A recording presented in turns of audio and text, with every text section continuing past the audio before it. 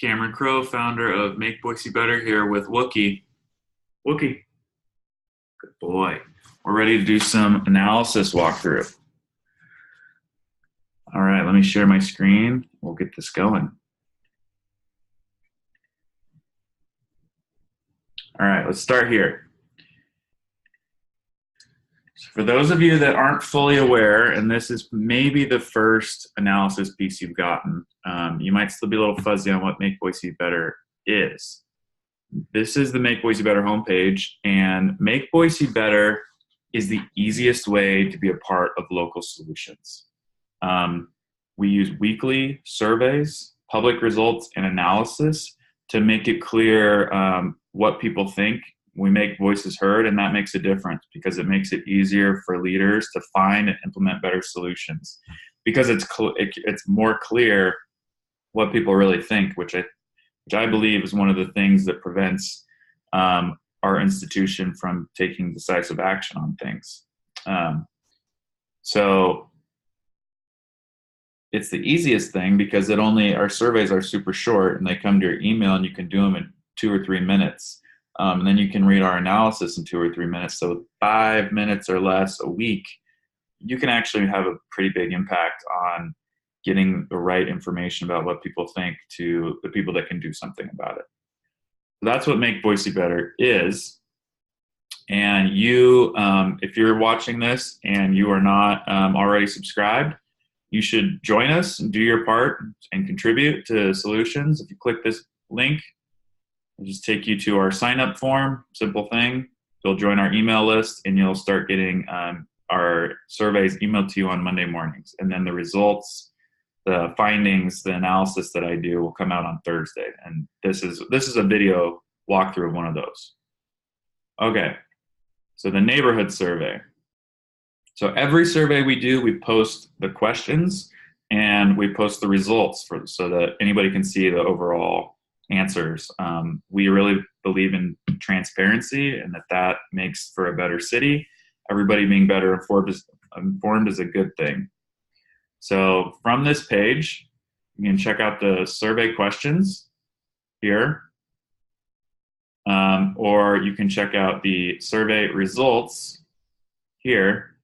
I didn't have this one preloaded, unfortunately. Hopefully it's quick.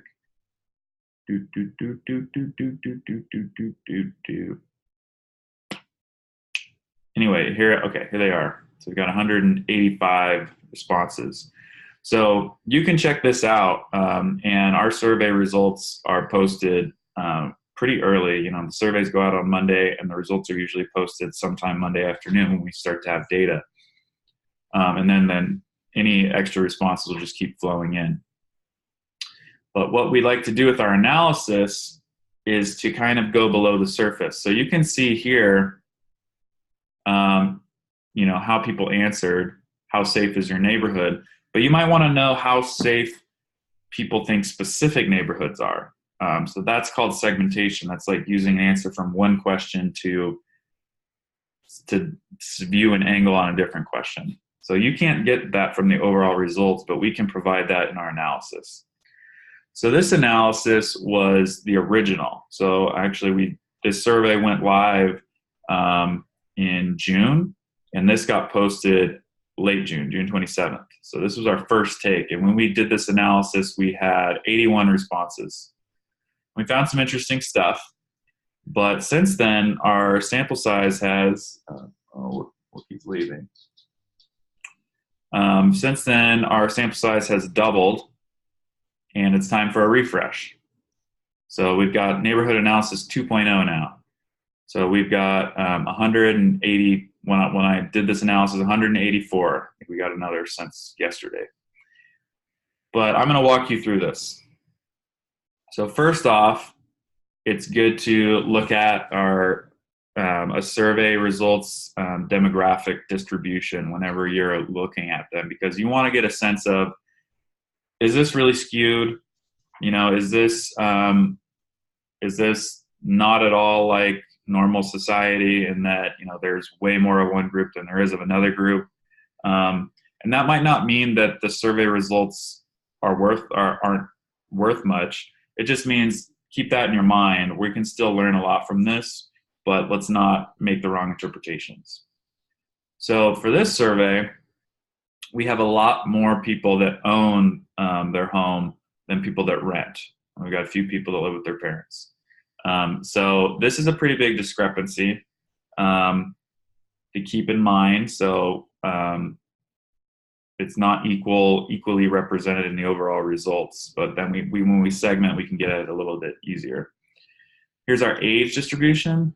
We're spread out over a lot of age groups, but we skew more towards younger people. So we can keep that in mind. And then for our analysis, we're only looking at the top 10 neighborhoods by responses that we've gotten so far, because they have more data. There's more for us to work with, and the interpretations are a little more sound. Okay, first thing to look at is in our first analysis post, we had this claim. It's harder to be a renter. So we're basically saying that if you rented, you're less likely to say that your neighborhood's getting better. So with more data and split out, my take is that it still looks that way, though it's not a super striking difference. You can see that this renting group, the percentage of people that said it's about the same, quite a bit bigger than the group that said it's about the same that own. Also, the better group is a little bit smaller, and the worst group looks about the same. So the difference is, there's not as many much betters. So I think that might still be true, but it's not like looking at it, I'm not like, whoa, yeah, that's crazy. So I'd say, sure.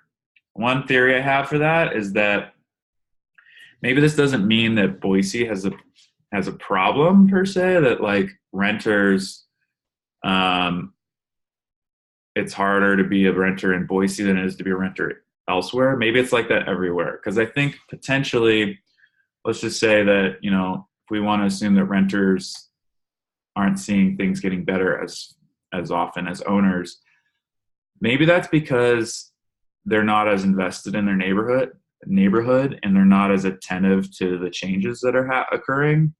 Perhaps, if you just moved in and you got a 1-year lease and you might move out, maybe you're not as paying as much attention.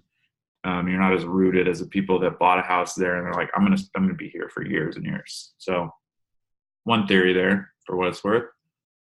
The next thing I wanted to look at was this claim we made last time: younger Boiseans are more optimistic.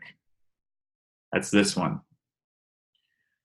And that just means younger Boiseans are saying that things are getting better more than older. Sort of the same thing. I think that the trend still shows that, but it's kind of slight.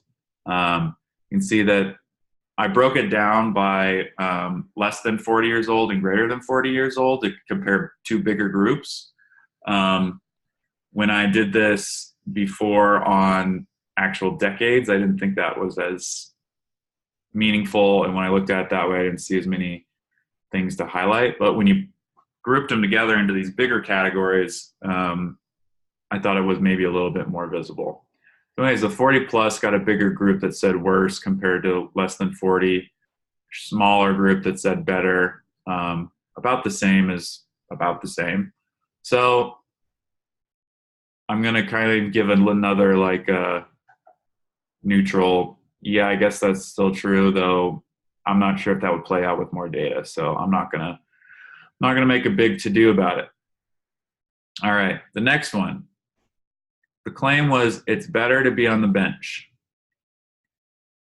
In other words, if you're on the bench, like the Depot bench or Vista neighborhood, you think things are getting better a lot more than some other places like the North End or the East End. So this looks to be true, to stay true. So what I did to look at this is there were answers. Here we go. This is the question. You can answer much better, better, about the same, worse, or much worse. And what I did is I calculated what % of the respondents from each neighborhood said it's getting better or much better. And I'm using that to kind of rank the neighborhoods on what the neighbors think are, is it getting better. So Depot, Bench, and Vista are still two of the top, though East End is more optimistic than the last kind of analysis post indicated. North End still is kind of lower on the lower end of like positive outlook that it's getting better. However, a theory on that is that the North End's pretty established and things seem pretty good there. I mean, like as you will talk about, safety and like maybe they're starting from a better spot more recently. Like if things are already they have a lot of amenities, maybe it's harder to make as many noticeable improvements if you're already living in the North End. I don't know, just a take. Okay, now we're into fresh territory. Breaking down safety by neighborhood.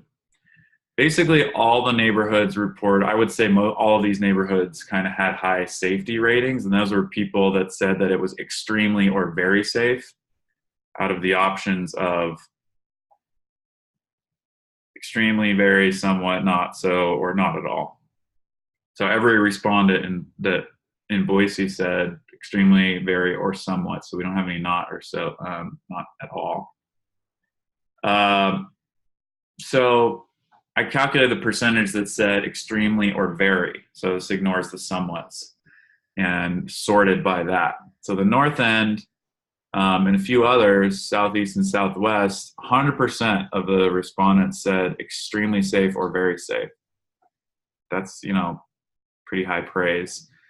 On the other hand, these bench neighborhoods, Vista and Depot Bench, were the lowest of the top 10 on reporting extremely or very safe. So they maybe they're seeing improvements the most and feeling like the improvements are going to continue in their neighborhoods, but they're starting from a lower spot, at least in terms of safety. I think that's maybe a takeaway from there. And now if we look at affordability, these are the people that claimed affordability. Okay. I calculated who basically said, pretty much nobody said extremely affordable for any neighborhoods, but people that said extremely, very, or somewhat affordable. So I took the percentages of each neighborhood where people gave it one of those ratings, basically that didn't say it's not so affordable or not at all affordable, and sorted on that. So you basically find North End is the least affordable, which is objectively true if you look at Zillow, and then the East End. So this actually kind of matches with my research. I was in the market a couple of years ago.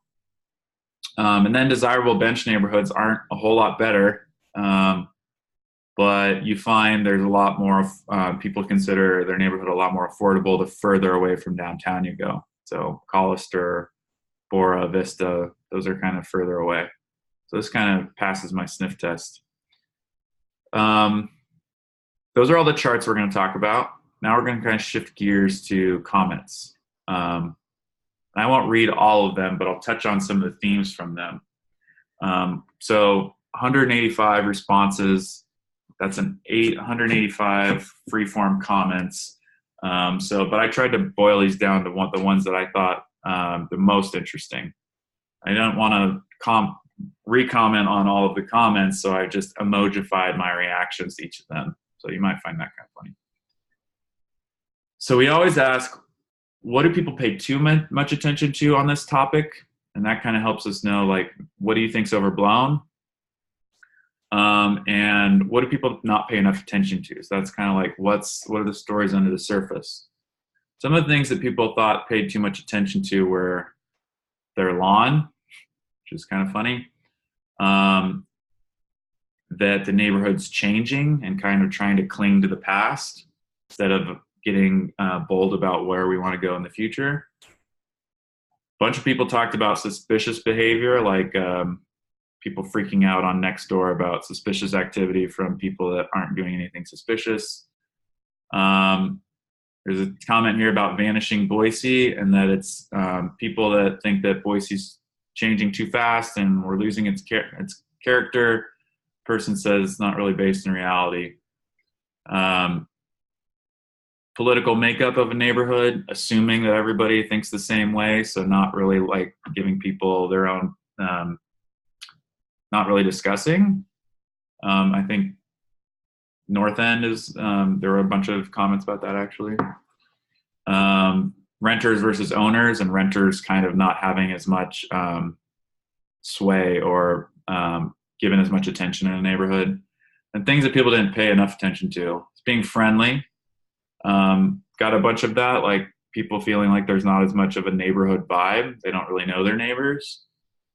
Thinking that everybody's in the same socioeconomic category in the neighborhood. That's not true. There's people of all different, kinds in every neighborhood. Affordability, that it's getting harder and harder in a lot of neighborhoods. Rentals owned by out-of-state investors, and that maybe feels like it's extracting or potentially abusing some neighborhoods. And then thinking about broader, Boise as a broader, and the Treasure Valley as a broader community, not just neighborhoods, how we can work together. So anyway, that's it for this 2.0 analysis. If you want to check out some of our other analysis posts, you can click this link. We're doing a new one every week, so you can check those out, and fresh ones will be posting here regularly. And if you haven't done it already, please subscribe to our list. Everybody should be doing their part to make Boise a better place. And if you're reading this, you care enough about these issues that you should be a part of it. The more subscribers we get means the more responses we'll get, and the more impactful our results will be. The better the story that we can tell to experts and decision makers so they can do something about it. And if you don't think our results are representative or don't make sense or you don't believe them, that could be because we don't have everybody that we want to have responding to surveys. So do your part and join. And if you can, please share it with somebody that would be interested in this. The more people, the better. Anyways, that's all for now. Wilkie and I are going to go eat some breakfast. Have a good day. Bye.